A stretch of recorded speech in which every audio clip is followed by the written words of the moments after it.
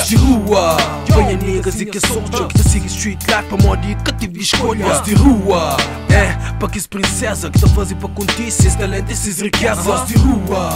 Bem-vindos à Voz de Rua TV, para tudo cabo-verdiano espalhado no mundo. Bom dia se o universo está de dia, boa noite se o universo está de noite, ou se não boa tarde. Mas que você esquece, mas nunca é tarde, eu me lembro coisa que percebe, mas já você esquece. Voz de Rua tem bom remédio para refrescar o momento.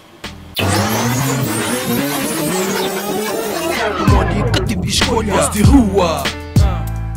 Voz de Rua, sem missão é bem informar e entreter de uma forma mais aprofundada sobre hip hop crioulo e hip hop cabo-verdiano. Ou seja, é bem falar sobre as glórias, conquistas, vitórias, sobre que os artistas é que dão início a esse movimento, desde a origem até a data corrente. Voz de rua.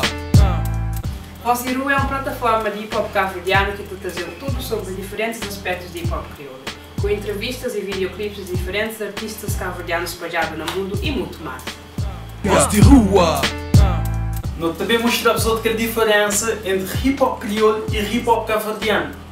Hip hop crioulo ele é feito por artistas cabo-verdianos que estão a viver hip hop e estão a viver aquela cultura de seu país, ou seja, aquela cultura crioulo. E hip hop cabo-verdiano é feito por artistas cabo-verdianos, mas está a viver hip hop e está a viver aquela cultura do país onde é que está a residir. Essa é a diferença. Voz de rua. A minha nome é Marisa, estou a começar no novembro, mês de hip hop, 39 anos de existência de hip hop. O nosso cabo-verdiano também não tem uma história de hip hop.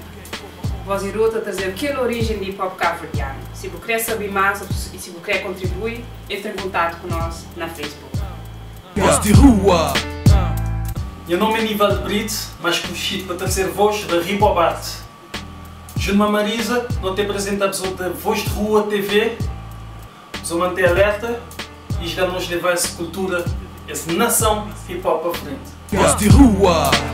Para que princesa que te fazem para contigo esses talentos, esses riquezas. Voz de rua. Para tudo que esse puto, que esse pensamento está só, mas tem anjos esses juntos. Voz de rua. Então representa hip hop tuga, hip hop crioulo, suca curtida de fuga. Voz de rua. Na crioulo português, na francês ou na inglês. Voz de rua é que diz. Voz de rua.